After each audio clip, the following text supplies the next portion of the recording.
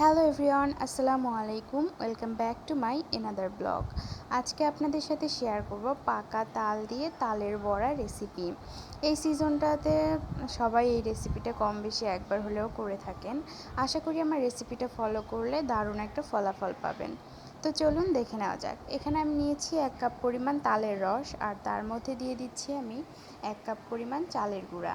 এবার এটাকে আমি হাতের সাহায্যে ভালোভাবে নেড়েচেড়ে মিশিয়ে নিব। ডোটা যখন দেখছেন এরকম অনেকটা মিশে গেছে, তখন আমি এর মধ্যে অ্যাড করব আরও একটু চালের গুঁড়া।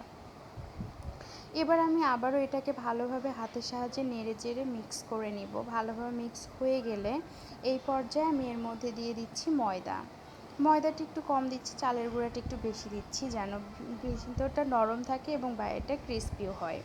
তো ভালোভাবে মেশানো হয়ে গেলে এর মধ্যে আমি দিয়ে নিব চিনি। আর হ্যাঁ, একটু টাইট করেই মাখাবেন, কারণ চিনি দেওয়ার পরে আবার একটু লুজ হয়ে যাবে। তো আমি এখানে দিয়ে দিচ্ছি পরিমাণ মতো চিনি, আর দিয়ে দিচ্ছি সামান্য একটু লবণ।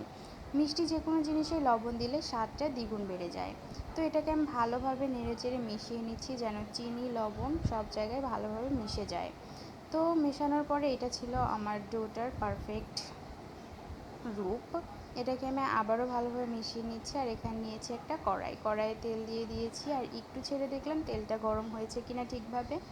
তো দেখতে পাচ্ছি তেলটা যখন মোটামুটি গরম হয়েছে, তখন আমি হাতের সাহায্যে একটু একটু করে এভাবে দিচ্ছি। এটা আশা করি আপনারা কম বেশি সবাই জানেন, কাউকে শিখিয়ে দেওয়ার কোনো প্রয়োজন নেই, তারপরেও আমি দিচ্ছি।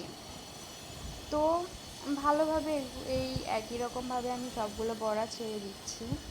তারপরে আমি এগুলোকে ভালোভাবে একটু সময় নিয়ে একটু উল্টে পাল্টে এগুলোকে ভেজে নিব, যেন সব সাইডই সুন্দরভাবে মুচমুচে হয় এবং ভেতরে কোনো কাঁচা ভাব না থাকে। অনেকের দেখা যায় একদম হাই হিটে এগুলো ভাজে উপরের দিক পুড়ে যায়, অথচ ভিতরে কাঁচাই রয়ে যায়।